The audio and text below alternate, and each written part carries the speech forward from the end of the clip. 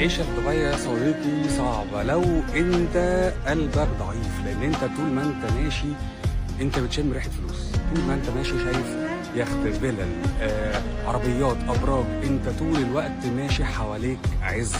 لو قلبك ضعيف ومش قد التحدي ومش قد ان انت تكون فايتر وان انت بتحب من الاخر تمشي جنب الحيط، ما انصحكش.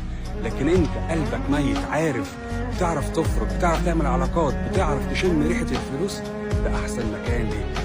المكان ده او البلد دي عايزه حد فايتر، يعرف يتحدى، يعرف يعمل بلان، يعرف يعمل نتوركينج، يعرف يعمل علاقات، يعني يعرف الجنيه فين، يعرف الدولار فين، وهو اللي يروح له بفكره. كل ما كان ذكي، كل ما هو عارف امكانياته، كل ما كان قدر يحقق اللي هو عايزه. بلد دي بلد الفايترز.